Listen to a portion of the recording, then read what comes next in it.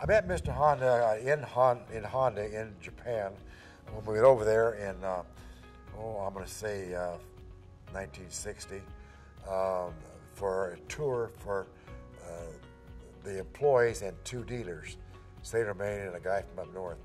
And I met him in his office, real nice guy. And then in 61, maybe in 62, I think, he came over here with his daughter. Her name was Chautauqua, and his son, whose name was Hiro. Hiro's still a factor in the sports business, as you know, in Japan, and his wife.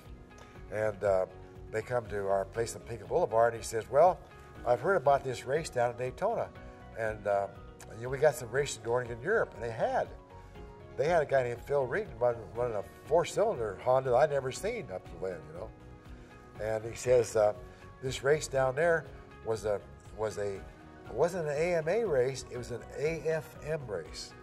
One of the early organizations that was competing with AMA, trying to compete with them. They lasted for several years, but anyway, you didn't have to qualify the number of motorcycles you had to import in order to qualify for a racer.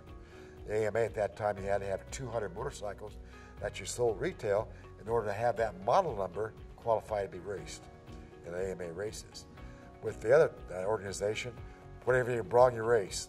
And so he brought Phil Reed over, and this four-cylinder, square four-stroke, weird-looking motorcycle. I only seen that one. I never saw him again. To race, and he just blew everybody in the weeds. There wasn't anybody close to him, But really interesting and knowing Mr. Honda, because we left Pico Boulevard, and those of us who travel no distances, and we're in the Cadillac that he rented. Okay, we're going to miss first night in El Paso. Well, there wasn't any freeways. We left pretty early in the morning, The Interstate 8 didn't exist then, or 10. So we sucked it off, and we got there in the afternoon, late in the afternoon in El Paso, Texas, and across the border. And next morning we got up, and he says, we're in El Paso. Yeah, it's Texas. We'll be in Texas for a while. And Mr. Honda said, okay, we'll get in. And we drive along, and they were real good travelers. They didn't want to stop every truck stop or service station to go potty. They just traveled. They were real good at that. And that night we got to Beaumont, Texas. We stopped to see a friend of mine who I'd set up as a Honda dealer. He also was a Triumph dealer I knew before that, named Woody Leon, another character. And then we had a room there. It was a little bit late at night. It was 10 o'clock at night. And Mr. Honda came to me, he says, I don't want to mention this, but we've been in Texas all day. He said, are you sure you're not lost? No, Mr. Honda, it's 980 miles across Texas, whatever it was at that time with no freeways. So he kind of laughed at that, but the next day we got over to Daytona, so we did real good with that. And he enjoyed the races. I knew Bill France Jr. and Bill France Sr. through that. I've been down there for the grand opening of their new speedway, because in '59 they still raced on the beach. Then they went up to build their speedway. And so they got his seats up in their executive suite, they called it, for Mr. Honda and his family. And they enjoyed the races, they enjoyed Daytona, and they enjoyed the show down underneath the hotel in the hot or cold, whichever year it was. And then he said, we're going to fly home, get us reservations. Okay. Well, how about this car? Drive it back to California. Okay.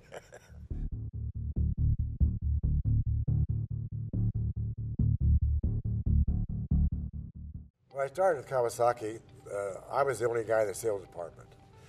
Alan Masick was the vice president general manager then, and a couple other gringos, one in the service department, and I don't know who was in the parts department.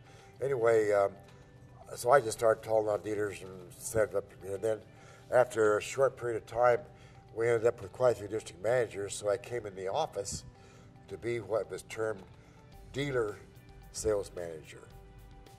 Why I got that term, I got no idea. I had that term to the end, even though I did all the marketing and all the advertising, everything. That's just the title they give me. But yes, when I started there, we had the two-cylinder A1 with the two-cylinder twin. We had the W1, which was the two-cylinder four-stroke BSA look-alike.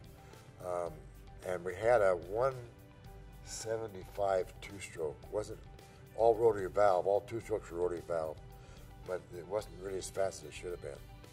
But the first thing we started introducing was an identity.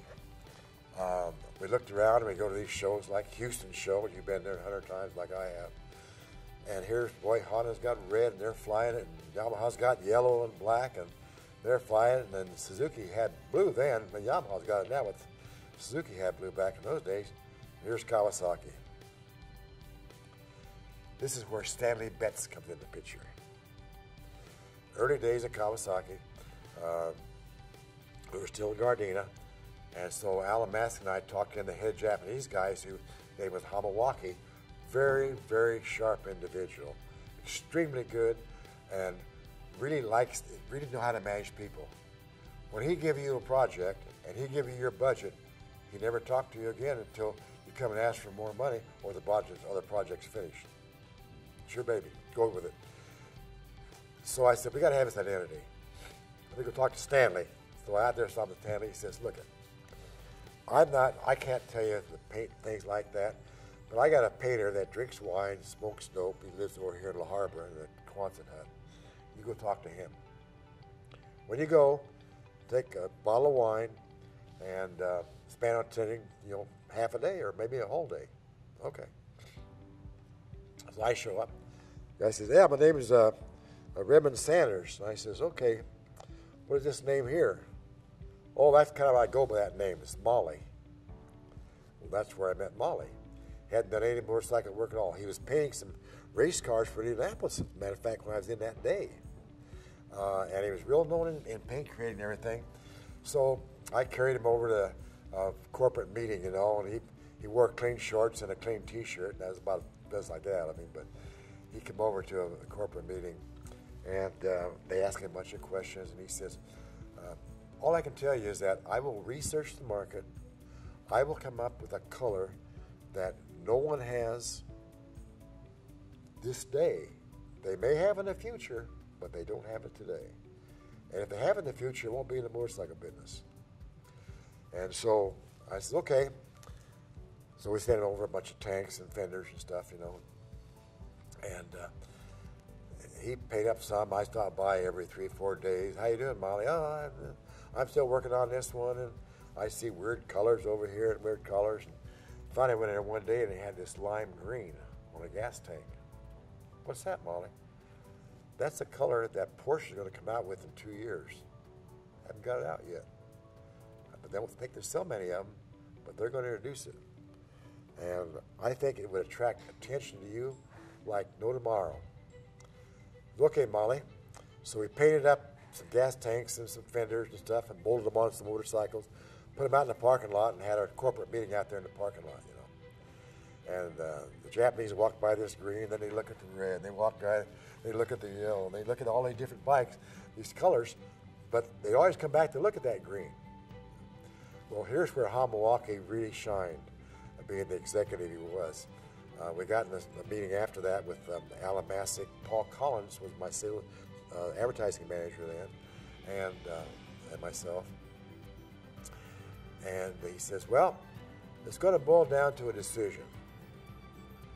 And I'm going to rely on Mr. Graves to get you guys, they always call you Mr. Graves, to get you guys' opinion together to come up with one color. So us 3 guys went out to have lunch, and I sold them on the green. I says, as long as they give us some money, we can back this up with. It's got lots of possibilities, clothing, lots of possibilities. And so, how much do you need? Well, we're talking about 1969. The money went a long ways back then. I need about $350,000. Okay, let's present the color to Hamawaki. Tell him we want $350,000 extra money in our promotional budget to push this green. Hamawaki says, Mr. Graves, can you sell those motorcycles? Yes, sir. Paint them. That was it. That's how Kawasaki came to light.